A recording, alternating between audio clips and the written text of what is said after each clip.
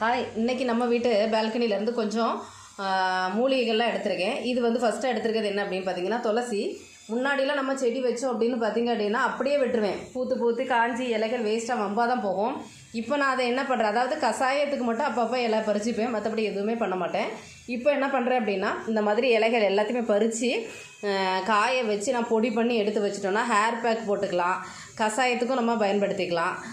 இந்த மாதிரி பண்ணும்போது செடியும் இன்னும் வேகமாகவும் தளைஞ்சு வரும், நமக்கும் அதோட பெனிஃபிட் கிடச்சிக்கிட்டே இருக்கும், இல்லைனா வம்பாக போயிட்டே இருக்கும். ஸோ அதனால் நம்ம செடி வைக்கிறது பெருசு இல்லை, அதை வந்து முறையாக எப்படி பயன்படுத்தணுங்கிறதையும் நம்ம தெரிஞ்சு வச்சுக்கணும்.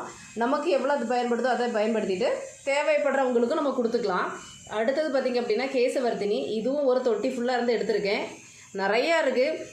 ஃபஸ்ட்டு ஒரு முறை எடுத்தேன், இது 2வது முறை எடுத்திருக்கேன். இந்த இலையை நம்ம இப்போ என்ன பண்ணிக்கலாம் அப்படின்னா, மிக்சியில் நல்லா அரைச்சிட்டு ஒரு ஹேர் பேக் மாதிரி போட்டு பயன்படுத்திக்கலாம். இல்லைன்னா எண்ணெயில் போட்டு காய வச்சு, அதாவது எண்ணெய் காய வச்சு, அதாவது நல்லா ரொம்ப கொதிக்க விடாமல் நல்லா கொதிக்க வச்சு, அதாவது ரொம்ப கொதிக்கக்கூடாது, லைட்டாக கொதிக்க விட்டு அந்த இலையோட சாறு எல்லாம் எண்ணெயில் இறங்குற வரைக்கும் பண்ணிவிட்டு நம்ம தேய்ச்சோம் அப்படின்னா இன்னும் நல்லாயிருக்கும். அடுத்தது பார்த்திங்க அப்படின்னா, இது வந்து டேண்ட்ரஃப் அதுக்கான ஒரு செடி தான்.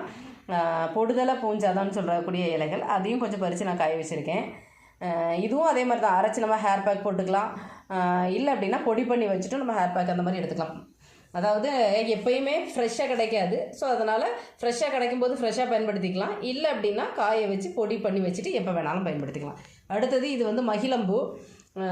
நிறைய இப்போ தான் சீசன் டைம் மட்டும்தான் நமக்கு கிடைக்கும். அப்போ நம்ம பறித்து பொடி காய வச்சு பொடி பண்ணியும் வச்சுக்கலாம், இல்லை பூவாக கூட நம்ம வச்சுக்கிட்டு நம்ம 1 வருஷம் வரைக்கும் நம்ம பயன்படுத்திக்கலாம். நான் இது இன்றைக்கி பறித்து எடுத்துகிட்டு வந்திருக்கேன்.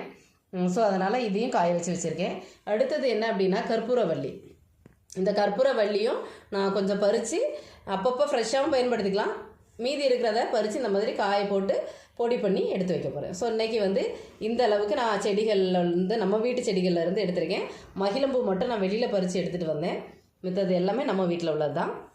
ஸோ அதனால் செடியை முறையாக நம்ம பயன்படுத்தவும் தெரிஞ்சுக்கணும். அந்த மாதிரி நம்ம பயன்படுத்தும் போது நமக்கு தேவையான மூலிகைகள் நம்மளே வருஷம் முழுக்க ஸ்டோர் பண்ணி வச்சு பயன்படுத்திக்கலாம். தேங்க்யூ. நீங்களும் ட்ரை பண்ணி பாருங்கள்.